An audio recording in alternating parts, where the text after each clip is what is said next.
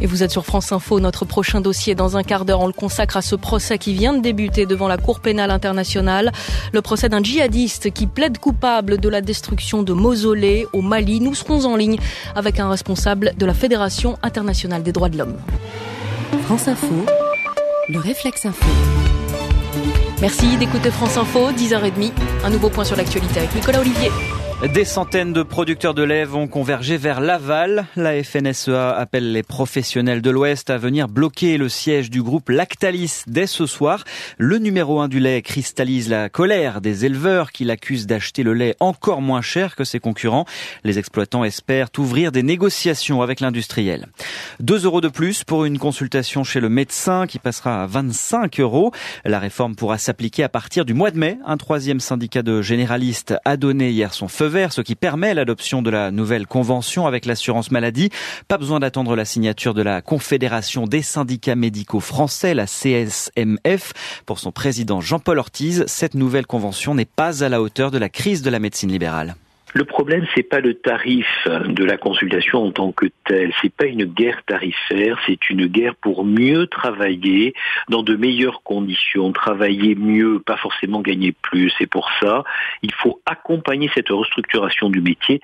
Il faut encourager le regroupement des médecins. On peut plus travailler seul aujourd'hui. Il faut qu'on puisse travailler à plusieurs avec d'autres professionnels de santé, des infirmières, des kinés. Et tout ça, ça nécessite des moyens pour s'organiser et pour avoir des consultations qui soient mieux valorisées en fonction de leur contenu.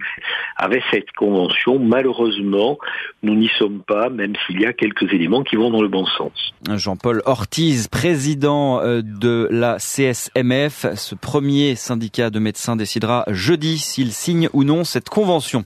Premier conseil des ministres après la mini-trêve estivale. Il se déroule en ce moment à l'Elysée.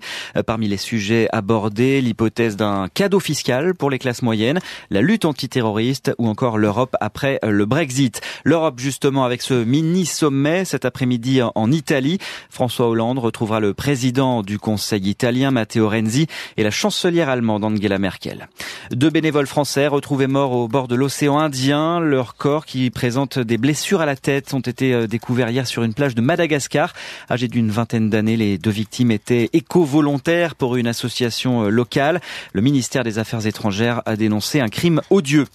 Je demande pardon au peuple malien. Ce sont les mots du djihadiste jugé depuis ce matin par la Cour pénale internationale.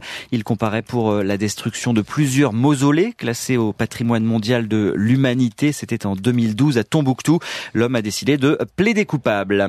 Rio, c'est fini. Après 2 semaines d'exploits sportifs et d'émotions en tout genre, les Jeux Olympiques se sont achevés cette nuit sur des airs de samba.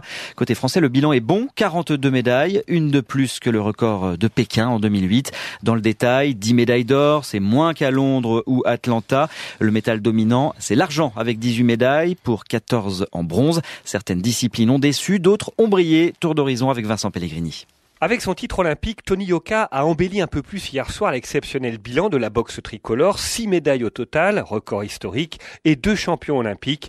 Le dernier en date, c'était Brahim Asloum à Sydney en 2000. Historique aussi ces Jeux pour l'athlétisme français. 6 podiums, du jamais vu depuis 1948. Un bilan un peu terni par l'échec de Renaud Lavillenie dans sa quête d'un doublé. Les judokas français présentent un bilan satisfaisant. 5 médailles et 2 titres pour Teddy Riner et Émilie Andéol. Après un 0 pointé à Londres, l'escrime tricolore a relevé la tête avec 3 podiums. Retour au premier plan également de l'équitation française, rentrée bredouille également de Londres et qui ramène 3 médailles, dont 2 en or.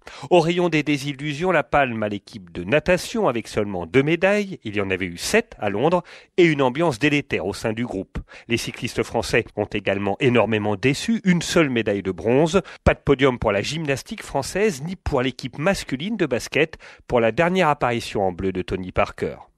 Rio, Vincent Pellegrini, France Info. Les prochains Jeux Olympiques d'été seront organisés à Tokyo en 2020. En football, Lyon, Paris et Nice en tête de la Ligue 1. Ce sont les seules équipes qui ont remporté leurs deux premiers matchs. Hier, le PSG a dominé Metz au Parc des Princes, 3-0. Merci Nicolas Olivier, 10h35. France Info, 9h midi, Marie Bernardo.